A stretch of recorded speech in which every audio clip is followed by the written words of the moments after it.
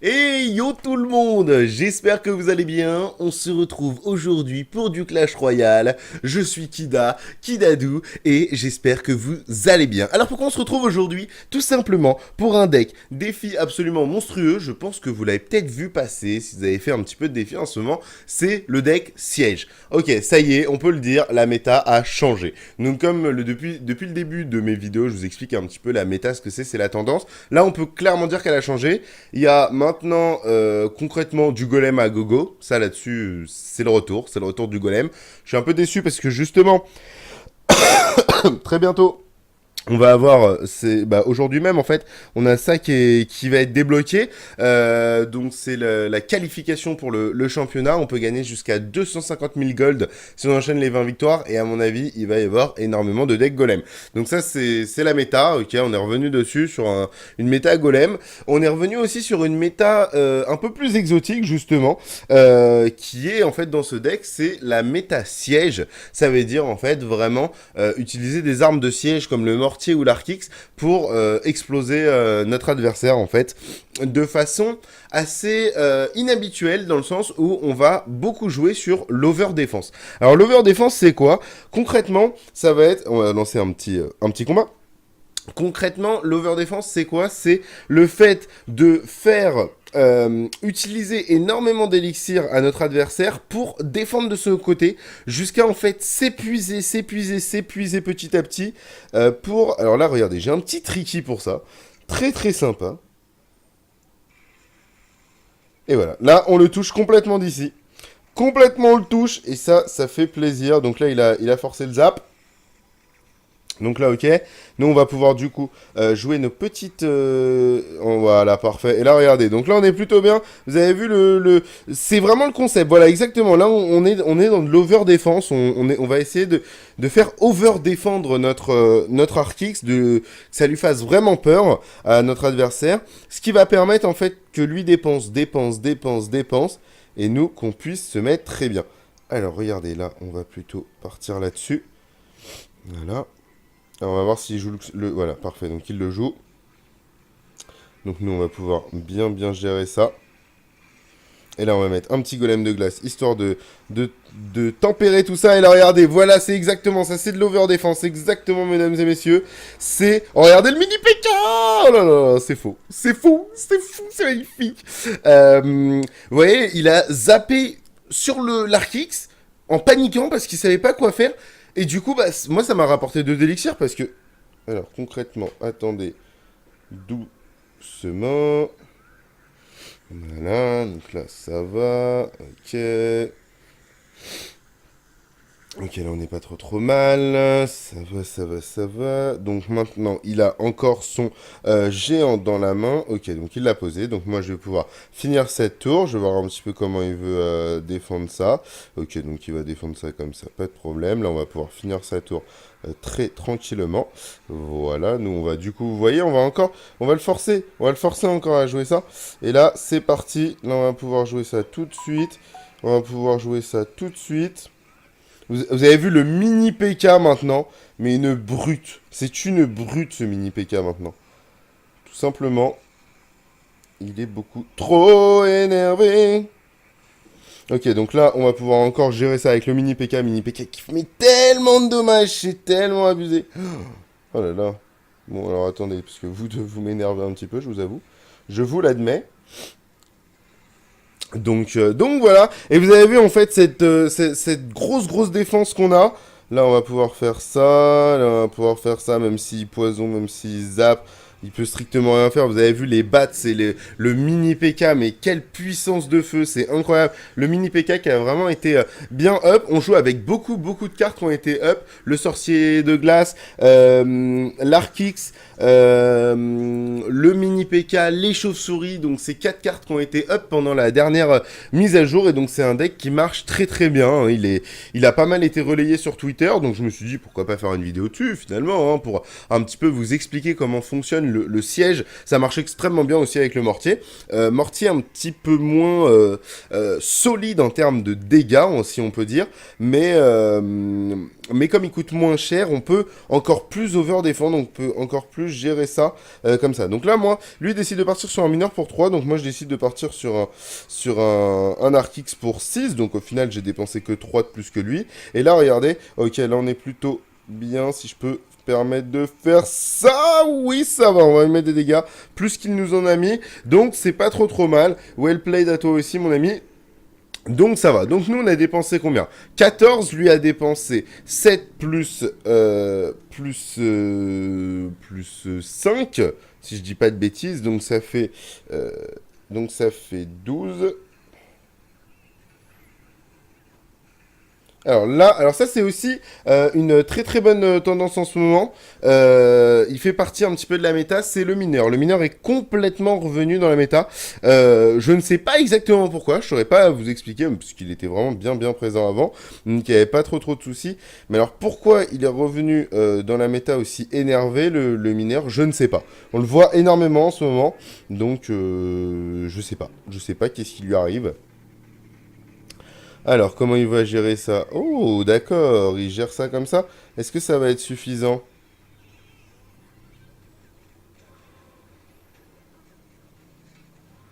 Ok, on n'est pas trop mal. Si on peut essayer de mettre ça comme ça.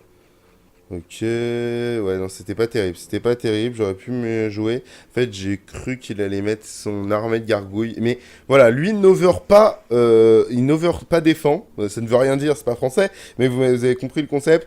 Il va pas défendre comme un vrai porc. Tout simplement parce que, bah, à mon avis, il a l'habitude de jouer contre. Vous avez vu, il est plutôt très solide sur ses appuis. Sur ses appuis, ça veut absolument rien dire. Mais c'est pas grave. Vous avez compris le concept.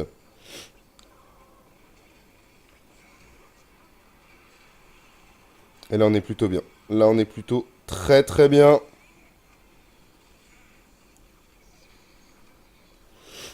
Hop là, on va bûcher tout ça. Et là, vous avez vu, donc là, on lui met cher. Faut faire attention parce que voilà, son petit... alors là, on voit clairement les boules de feu, tout ça.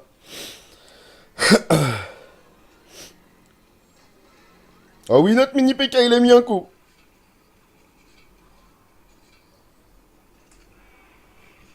On se replace. Good game, et bah ça c'est beau, ça c'est une très belle victoire. Donc vous avez vu vraiment le concept de vraiment poser son Arc X, poser quelque chose devant, un petit peu, faut savoir en fait, faut vraiment être attentif par rapport aux cartes de votre adversaire. Par exemple, vous avez vu au début, mon premier adversaire a posé un géant, donc moi tout de suite j'ai allé avec le mini PK pour le découper le plus rapidement possible. Et de l'autre côté, ici là, il jouait plus avec soit son mineur, donc je mettais plus des golems de glace gobelins, soit son armée de gargouilles, donc j'y allais avec la boule de feu. Voilà, faut vraiment essayer d'anticiper ce que votre adversaire va faire pour pouvoir justement un petit peu lui casser les dents entre guillemets, lui proposer quelque chose toujours pour le counter, pour toujours lui faire perdre de l'élixir, pour qu'il renchaîne, pour encore perdre de l'élixir, pour garder votre Arc X complètement en vie. Donc voilà, c'est vraiment super intéressant comme mécanique. C'est une mécanique qu'on n'a pas forcément l'habitude de jouer. Moi, j'avais pas mal joué l'Arc X au tout début du jeu. Donc c'est vrai que j'ai pas mal été habitué au début à ça. Mais c'est pas une mécanique forcément... très connu entre guillemets, hein, si je puis me permettre. Hop là, donc là on va être plutôt pas trop mal. Ok, et là vous voyez, voilà, il a encore over défendre encore une fois. Et là regardez, mon Arc X il est complètement free, du coup peut-être il va vouloir rattaquer, mais j'ai mon golem de glace au cas où. D'accord, donc là il va choisir d'esprit de glace. J'ai mon golem de glace au cas où. Ok, bah ça renchaîne. Et vous voyez, c'est exactement ça ce que je vous disais. Il a encore over défendu, tout simplement. Pourquoi? Parce que il a posé un esprit de glace qui ne servait à rien. Oui, ça a tempo un tout petit peu, et encore, là, si mon mini PK... Oh là là, le mini PK, ben oui, oh là là, mais qu'est-ce qu'il est bon. Le mini PK, il est de retour. On avait fait un deck avec lui, avec le retour du mini PK, le retour du fils prodige, comme on avait appelé cette vidéo. Et finalement, faudrait que je refasse peut-être le même deck avec le mini PK. Et je crois qu'il est dégoûté là. Ouais, je crois qu'on l'a dégoûté, les gars. Bon, on va s'en refaire une petite dernière avant de finir la vidéo, parce que là, je crois qu'on l'a dégoûté.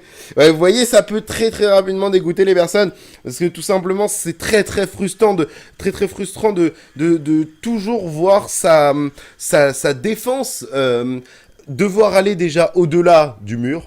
Comprendrons la référence, non, au-delà du pont, ils doivent aller au-delà du pont pour défendre, donc c'est quelque chose qu'on n'a pas l'habitude de faire finalement, hein, bien entendu, tout simplement, à part peut-être la princesse, c'est peut-être la seule carte qu'on a l'habitude d'aller défendre en dehors de chez nous, un petit peu. Et du coup, bah, nous, on a beaucoup de possibilités pour vraiment le counter. Et c'est vraiment un deck très très intéressant. Et qui a pris la méta vraiment de plein gré. Ça ne veut rien dire, mais voilà, il a pris la méta. Du coup, alors le dernier. Alors, comment on va gérer ça? Là, c'est une très mauvaise main qu'on a, puisqu'on n'a pas tout ce qu'on veut dans la main tout de suite. Mais, pas trop mal.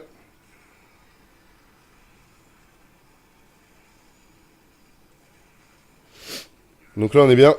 Là, on est très très bien. Ah, un deck molosse. Ah là. Ah oui, d'accord. Alors, ça va être un peu plus complexe, je vous admets. Ah ouais, complètement. Bon, on lui a mis cher au début. On lui a mis extrêmement cher, ouais, ça c'est clair.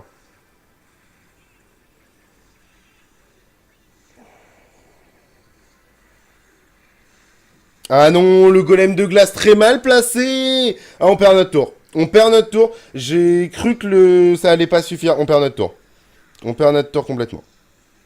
Du coup, je vais espérer que ça touche. Voilà, parfait. Ça va me faire un petit peu d'élixir pour taper sa tour. Il fallait que je fasse ça. Alors là, je vous avoue que c'est pas facile. Un deck full aérien, c'est très très compliqué. On peut dire que ce deck-là a deux counters, un beaucoup plus hard que l'autre. Le premier gros counter, c'est tout simplement le deck golem, qui va nous poser extrêmement beaucoup de problèmes.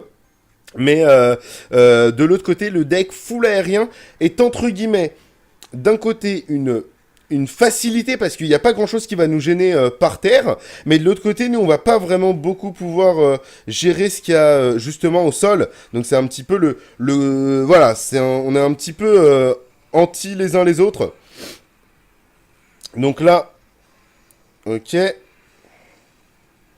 Donc là, on n'est pas trop mal parce qu'on lui a bouffé une défense, oui, ça c'est sûr. Mais de l'autre côté, ouais, voilà, exactement. De l'autre côté, on est dans la merde la plus totale. Oh là là, le bordel. Ah oui. C'est effectivement très light, là, ce qu'on a. D'accord. Eh ben, ok. Non, toi là. Toi là, ok. On va essayer. Là, il nous met la pression pour qu'on... Oh là là, mais ouais, non, là, il nous met une pression monumentale. Là, je peux rien faire, hein. Concrètement, c'est fini, en fait. Bah ouais. Putain, on était pas loin de... Ouais, vous avez vu, ça s'est pas joué à grand-chose. Excuse-moi, cheveux de merde, tu peux te barrer? Merci. Vous avez vu, ça s'est pas joué à grand-chose. Bon, il nous a mis un 3-0, bien entendu, mais ces deux tours étaient quand même à 250 points de vie des deux côtés, donc une boule de feu et je pouvais les tuer.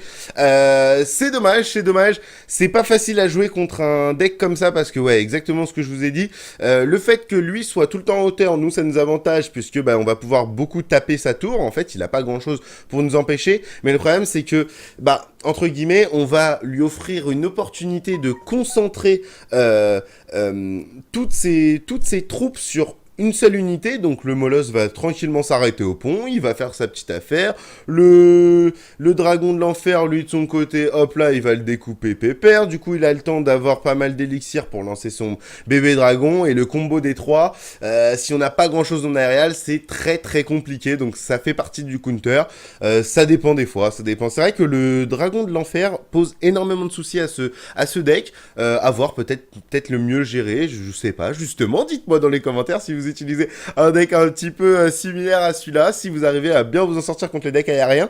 En tout cas, moi je trouve ce deck extrêmement intéressant, vraiment, vraiment cool. Le concept de vraiment un petit peu dégoûter ses adversaires en tout le temps bien défendant la bonne carte pour lui faire perdre de l'élixir et voir que l'Arkix s'en sort toujours indemne, c'est très très jouissif, donc je vous le recommande fortement. Et puis voilà, hein, écoutez, ça va conclure cette vidéo. En tout cas, moi je vous fais plein de gros bisous, n'hésitez pas à vous abonner, à dire ce que vous pensez de ce deck, ou si vous avez un autre deck pour le gros défi là qui nous arrive, si vous avez un deck à proposer qui vous pensez va tout casser, tout ça. Donc je vous souhaite pas mal de courage s'il y en a qui commencent directement le défi, et puis j'essaierai de vous proposer un ou deux decks dans la semaine, parce qu'il faut savoir que le défi Krone Champion est actuellement disponible jusqu'à quasiment la semaine prochaine, je crois, jusqu'à dimanche soir, ou même peut-être lundi. Donc du coup voilà, donc bon courage à tout le monde, on se revoit pour une prochaine vidéo, et plein de gros bisous, bisous bisous, tchou tchou.